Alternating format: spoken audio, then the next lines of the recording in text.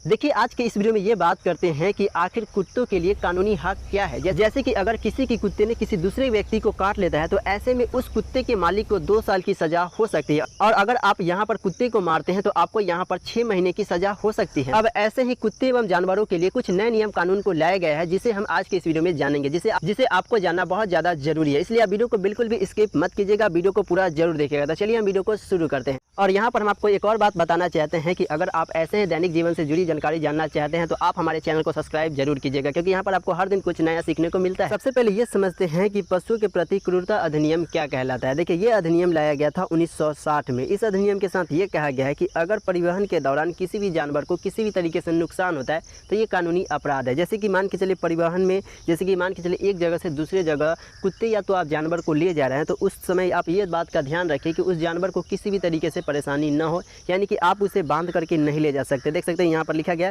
कि वाहनों में उसे मवेशियों को बांध करके नहीं ले जा सकते। कहीं पर आप एक जगह से दूसरे जगह आप उसे बांध करके नहीं ले जा सकते, ये कानूनी अपराध है। यहाँ पर आपको दंड भी हो सकता है, या तो आपको आर्थिक दंड या तो आपको जेल भी हो सकता है। अगला आप देखेंगे तो हानिकारक चीज़ या इंजेक्शन आपको देना भी कानूनी अपराध है। जैसे कि किसी भी जानवर को अगर आप एक जगह से दूसरे जगह ले जा रहे हैं और आप उसे क्या कर रहे हैं कि यहाँ पर बेहोश करके ले जा रहे हैं और आगे जाकर जब वहाँ उतर जाएगा तो वहाँ पर आप क्या करेंगे कि उसे होश में ला देंगे, तो ये भी एक कानूनी अपराध है। जहर या इंजेक्शन देना भी एक कानूनी अपराध है। ये समझते हैं कि अगर आपके पास कुत्ते हैं तो उसके लिए कुछ गाइडलाइन जारी किए गए हैं। क्या क्या गाइडलाइन है आप पूरा जरूर देखिएगा। यहाँ पर देखिए सबसे पहले ये नंबर में ये कहा गया है कि मालिक को ये जिम्मेवारी होगा कि रात को कुत्ता ना भौंके। यानी कि अगर आपके पास कुत्ता है तो आपको ये जिम्मेवारी है कि आप ये ध्यान रखेंगे कि आपका कुत्ता जो है रात को ना भौंके।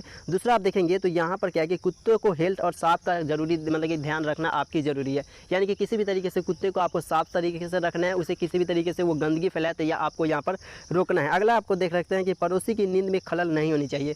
यानी कि अगर आपके पास कुत्ते हैं तो आप ऐसा नहीं कि पड़ोसी के नींद में खलल कर दे वो जा करके कुत्ता, या तो वो भौंके रात के, तो किसी भी तरीके से ऐसा नहीं होना चाहिए कि पड़ोसी के नींद में खलल आ जाए। अगला देखेंगे कि सुनिश्चित करें कि आप कुत्ते को सही समय पर वैक्सीन दें। वैक्सीन देने से क्या होता है कि अगर किसी को कुत्ता काट लेता है तो उसे रेबीज नामक बीमारी नहीं होती है। तो यहाँ पर आप ध्यान रखेंगे कि आपको ये जिम्मेवारी है कि आप उसे सुनिश्चित समय पर उसे आप वैक्सीन दे दें, तो आपको ये जिम्मेवारी है। अगला है कि अगर आप कुत्ते को बाहर ले जाना है तो उसे आप पट्टा लगा करके ले जाए, यानी कि अपने कब्जे में ले जाए। ऐसा नहीं कि आप उसे बाहर ले जाए और किसी को काट ले, आपका कानूनी अपराध हो जाता है। और ऐसे में देख सकते हैं तो आपको 3 साल की सज़ा हो जाती है। ऐसा हुआ भी है, अभी कुछ ही दिन पहले ऐसा घटना भी देखे को मिला था महाराष्ट्र में। तो इस तरीके से घटना होती है।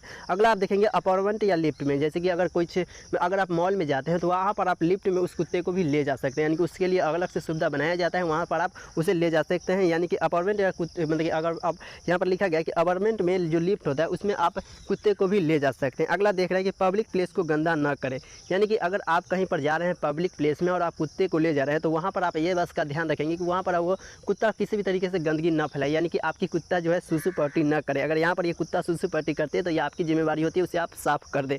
अब अगला ये समझते हैं कि पशु के लिए धारा 3 क्या कहता है। देखिए यहाँ पर पशुओं के लिए धारा 3 ये कहता है कि हाथी, ऊँट, घोड़े, खच्चर, गाय, भैंस या तो 50 रुपये से अधिक मूल्य वाले किसी भी जानवर को, यानी किसी भी जीव जंतु को आप जहर या उसे आप विकलांग न करें। यानी कि मान के चलिए गाय है तो उसे आप जहर नहीं देंगे या तो आप उसे विकलांग नहीं करेंगे। अगर ऐसा करते हैं तो यहाँ पर आपको 5 साल के लिए सज़ा हो सकता है। यानी कि कहने का अर्थ होता है कि कोई भी जानवर है अगर उसका मूल्य 50 रुपये से अधिक है, यानी कि 50 रुपये से कम है, तो आप उसे जहर दे सकते हैं। जैसे कि आपके घर में चूहा, तो उसे आप जहर दे सकते हैं क्योंकि वो आपके सामान को बर्बादी करते हैं, तो आप उसे मार सकते हैं। यानी कि अगर देखिए वही अगर कोई पंछी है तो आप उसे नहीं मार सकते क्योंकि वो बाहरी वातावरण में रहता है और उसका मूल्य ज़्यादा भी होता है। तो 50 रुपये से अधिक की आप नहीं मार सकते हैं और 50 रुपये से कम है तो आप उसे मार सकते हैं। तो अब यहाँ पर हम आपको एक फैक्ट बताते हैं, उसके बाद और भी नियम है जो हम आपको बताएंगे। पहले आप एक फैक्ट को जानिए।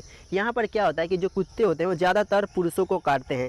यानी कि जो कुत्ते जो होते हैं वो ज़्यादातर पुरुष को काटते हैं। जो बिल्ली होती है, यानी कि आप जानते होंगे बिल्ली भी होती है, तो बिल्ली ज़्यादातर महिलाओं को काटती है। तो यहाँ पर आप ध्यान रखेंगे, एक फैक्ट नंबर में ये वैज्ञानिक का रिसर्च करके कहना है कि जो कुत्ते होते हैं वो ज़्यादातर पुरुषों को काटते हैं और जो बिल्लियाँ होती है वो ज़्यादातर महिलाओं को काटती है। और हम ये समझते हैं कि धारा 428 क्या कहता है। देखिए धारा 428 के तहत अगर किसी पशु को आप मारते हैं या तो आप जहर देते हैं तो आपको यहाँ पर 2 साल की कैद हो सकती है और साथ ही आपको आर्थिक दंड भी हो सकता है। यहाँ पर आपको दोनों हो सकता है। आगे देखेंगे तो 429 यही कहता है कि पशुओं को मारते हैं या तो आप जहर देते हैं या तो आप उसे अपाहिज करते हैं तो यहाँ पर आपको 5 साल की सज़ा या तो आर्थिक दंड भी हो सकता है। देखिए जिस तरीके से जानवर होगा उस तरीके से आपको सज़ा होगा। जैसे कि अगर आप किसी गाय को मार देते हैं तो यहाँ पर आपको 5 साल की सज़ा हो सकती है। छोटे मोटे जानवर को मारेंगे तो आपको 2 साल की सज़ा हो सकती है, या तो उससे भी देखिए जिस तरीके से करेंगे अपराध उस तरीके से आपका दंड होगा। यहाँ पर हम आपको ये बता दें कि अगर आप आवारा कुत्ता को मारते हैं तो ये भी कानूनी अपराध है। जैसे कि मान के चले गली में जो आवारा कुत्ता घूमता है आप उसे मारेंगे तो यहाँ पर दंडनीय अपराध है। जैसे कि लिखा गया कि गली में आवारा कुत्ता को मारना दंडनीय अपराध है। इसके रोकथाम के लिए, यानी कि देखिए यहाँ पर लिखा गया कि इसके रोकथाम के लिए आप उसे नसबंदी की जा सकती है,